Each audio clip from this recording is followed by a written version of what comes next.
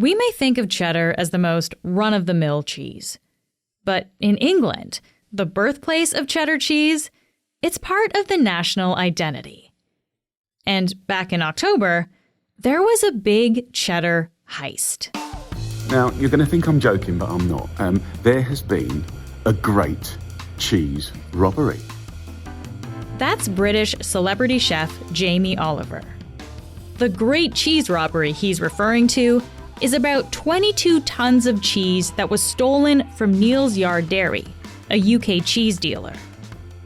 It was worth £300,000, or around 542,000 Canadian dollars. The most widely made cheese on the planet is cheddar. There's only a small handful of real cheddar cheesemakers in the world, and these are some of the cheeses, or most of them, that have got nicked. One of the affected farmers was Tom Calver, the owner of Westcombe Dairy. It's so weird. I mean, I feel kind of like very strange about it. I mean, out of all the stuff to steal, cheddar, like our cheddar, it's almost like it feels like a bit of an honour, really, in a way that it's got such value. The great big cheese heist. Who knew?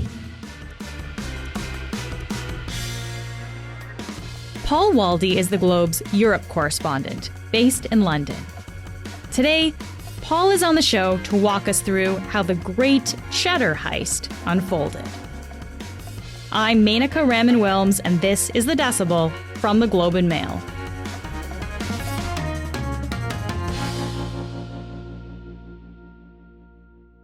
Paul, thanks so much for being here.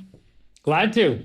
So we're talking about luxury cheddar in this story. Can you just give us a sense of the kind of cheese that we're talking about? Well, we're talking about specially made cheddar cheese from Somerset, England, the home of cheddar cheese. And this is the kind of product that you wouldn't find in your normal sort of grocery store shelves. This cheese is made with raw milk. It's aged for up to 18 months, even longer. And the process starts even before then with the kind of grass that's planted for the cows to eat. So it's a really involved process that takes many, many years. Can you tell me a little bit about that process? Like, I'm fascinated by the grass that the cows eat as part of these considerations. So yeah, how long does it take to make some of these cheeses? Well, I mean, the grass is very much part of the equation because that's just about the only ingredient that goes into this cheese because there's no additives after the fact. It's really just curdling the milk and then layering it a whole bunch of time. That's where the word cheddar comes from. And that some of the excess whey seeps out and you're left with this big brick of usually white cheese. And then they age it for a very long period of time. And that, of course, develops more and more of the flavor. So it's a long process. I was talking to one farmer who was involved in this kind of scam, and he was saying, he's looking out his window telling me I've got to figure out what kind of grass I'm going to plant that the cows are going to eat next year that's going to lead me to make the cheese that's going to age for 2 more years after that. So yeah, it's a long, involved process. That's incredible.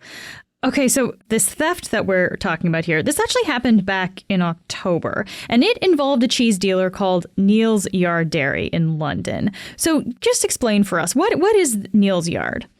Neal's Yard has been around since 1979. It was started by kind of a former hippie and another guy. They actually wanted to get into the yogurt making business first and then kind of found their way into the cheese business after that.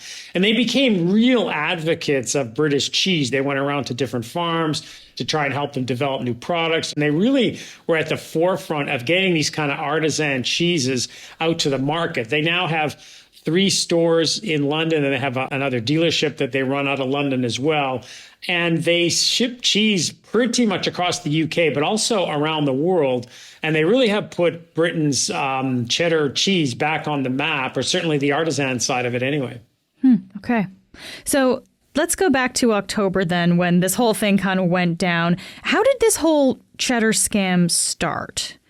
Well, it started last summer. It started in July or so. Neal's Yard, they, as I mentioned, they sell this cheese all around the world, especially made cheese.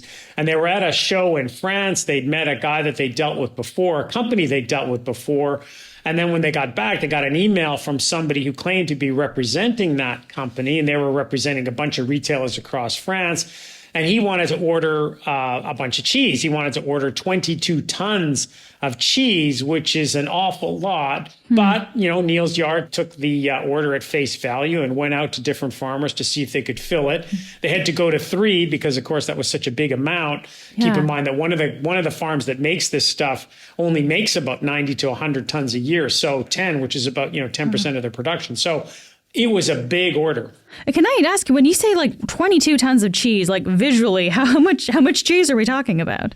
Well, it's 950 wheels, and that by weight, it would be the equivalent of about 3 adult elephants at least. Wow. So it's a lot of cheese, 950 wheels. You buy these wheels, they're 2 kilograms or so, or maybe bigger.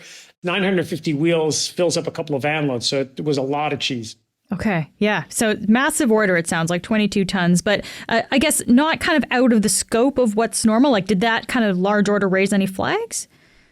It was a large order, and it probably, in hindsight, I guess they would argue it should have raised some flags. But this is a community, this is a world, it's a small network, it's a small community, and it deals largely on the basis of trust. People go, they honor each other's word. If you say you're going to do something, you do it. It's not the kind of community that would second guess things. They knew who this guy was representing. They dealt with them before.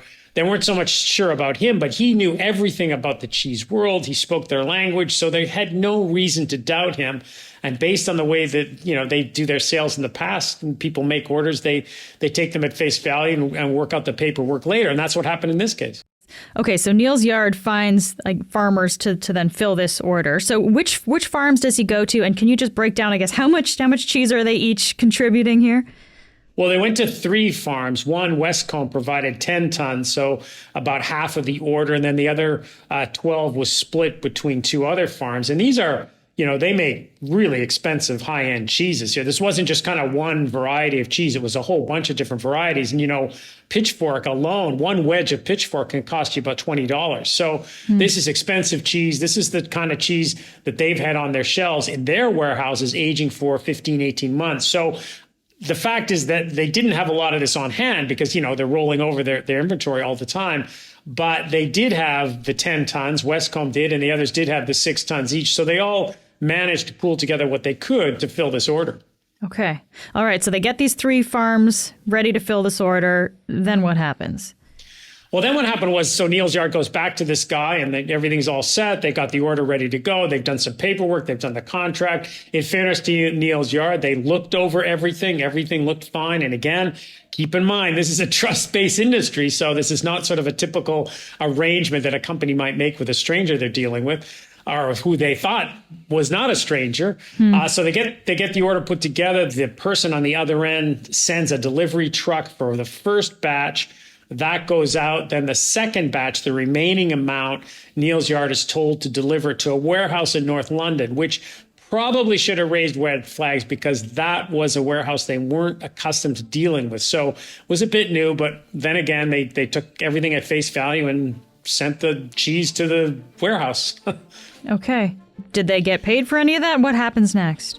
Well, then they were supposed to get paid for everything. And when they started making phone calls first to the guy and then to the company that he was representing, the network of retailers, that's when everything fell apart. And the retailers said, look, we've never heard of this guy. We don't know who you were dealing with.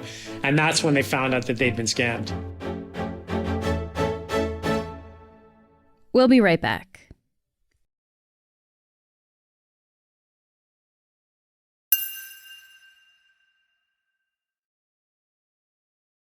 So you said, one little wedge of some of this cheese is like $20. In terms of the monetary value of the 22 tons of cheddar that we've talked about here, Paul, how much is that cheese worth?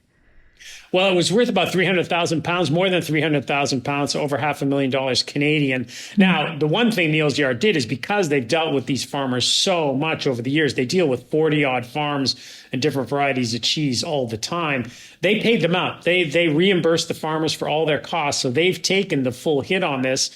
They went public with it. They went up on Instagram and said, this had happened. The farmers said it had happened. The word spread pretty quickly. The media picked up on it. And thankfully for Neal's Yard, they've had an awful lot of response since then, and an awful lot of people, willing to deal with them and buy their products. So maybe they made up the loss, I don't know, but nonetheless, they did the right thing by the farmers anyway. Wow. Okay. Yeah. So Neal's Yard realizes they've been scammed. They still compensate the farmers, which sounds like a positive move in this industry. What did the farmers have to say about all this that happened?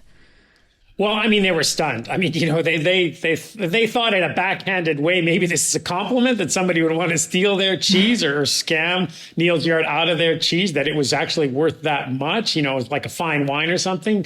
But I think the main thing that really hit them, and it goes back to this trust issue, the thing that I talked to one farmer, Tom, about, he was saying that it wasn't so much, yes, the monetary loss was substantial for Neal's Yard, and it was a real, difficult moment for everybody, but it was the breach of trust, that something had been broken that this industry thrives on and has thrived on for centuries. It's not an industry where you need to have all your paperwork in order and everything done before a deal is done. It's all done by handshakes and word of mouth. And they felt that something really had been lost and violated through this scam. So obviously everybody's going to be more careful going forward, but they feel it's a shame that they have to be.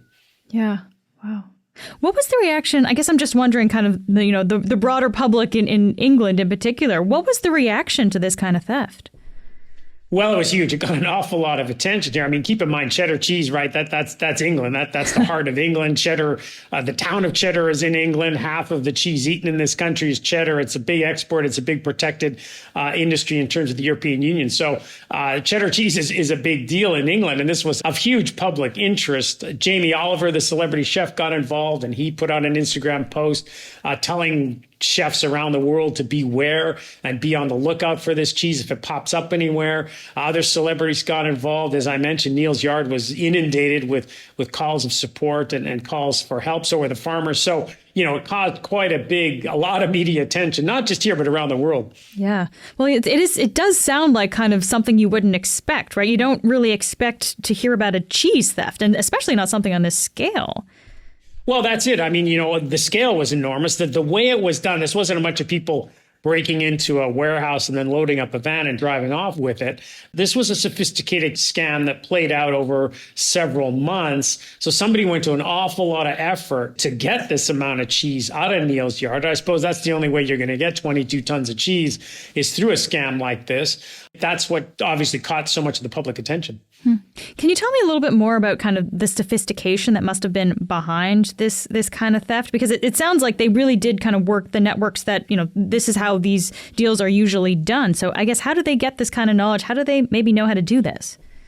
Well, that's the big question right now, is who did this and how did they do it? Because, again, we're talking several months here. It was an email, it was conversations, it was contracts, it was a lot of discussion. Because when you make an order this side, even if it is a handshake type of business, you're going to have to work out the details of what kind of cheese, where's it going to go, how are you going to store it, how are you going to transport it, all these kinds of things. And this person had it all worked out down to a T, to the fact where, they loaded it onto trucks and sent it off to this warehouse. So clearly, this was somebody who really knew what they were doing. Now, I should mention, since this happened, the police have made one arrest. It was a 63-year-old man. He was released. So there's been no arrest since then, and no information from the police about whether they're any closer to finding out what happened here.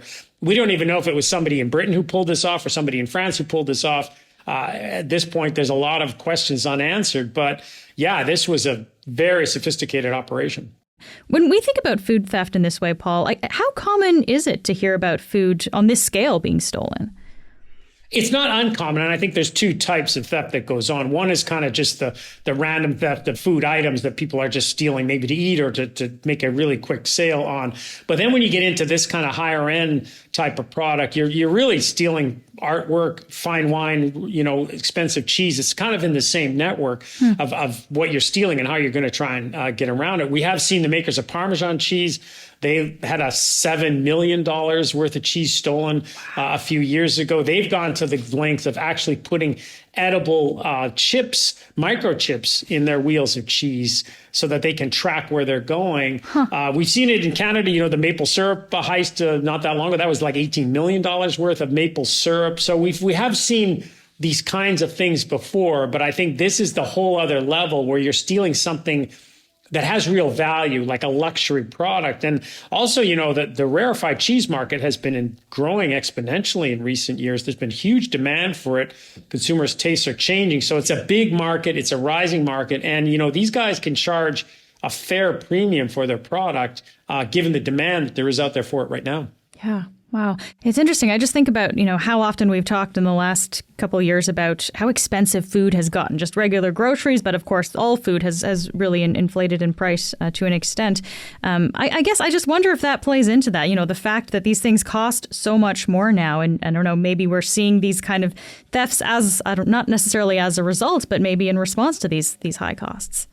I think to some extent we are. I mean, there's two things, again, that the high cost of food in general is an issue, but this is the premium end of the market when this is going up as well, because people are willing to pay a lot to have a cheese platter on New Year's Eve or on Christmas or this kind of thing. I think one of the things that's interesting here is that the theory is that this cheese may end up in Russia because Western sanctions have meant that luxury products are harder to get in Russia. So this cheese would have real value if you cut it up and sold it in Russia. So that's one theory of where it might have gone. Also might have gone to the Middle East, where, again, this kind of rare product is worth a lot and you can sell it for a lot. So that's probably what's driving some of this as well. Yeah. Before I let you go, Paul, I guess I just want to come back to this idea of trust that you brought up earlier when you're talking about these artisan cheesemakers and how they do business. I guess, what does a fraud like this do to the sense of trust? It sounds like this is one of these industries where that has been a theme for centuries and, maybe that's starting to erode. Well, and I think that's the big problem for these farmers, and that's what hurts them the most, because they don't deal with an awful lot of people. Neal's Yard is probably one of their biggest buyers for a lot of these guys, and they deal with them all the time on a almost a daily basis in terms of sending them cheese. And Neal's Yard only deals with about 40-odd farmers, so it's a small market. There are not a lot of people making artisan cheese who can spend 15 months aging one piece of cheese. So it's a very tight community. But I think from the Neal's Yard side, because the demand is growing, they're probably starting to deal with more and more retailers, more and more of a global context. I think at first, most of their product was sold in the UK. Now it is starting to be sold abroad. So they are getting into these buyers who aren't necessarily people they know. And I guess that's where this industry's headed. And, it's a real wake-up call for them that they're not going to be able to operate in this kind of cozy little world that they thought they could. Maybe they're a victim of their own success in a way. Well, Paul, thank you so much for being here. Really appreciate it. Glad to.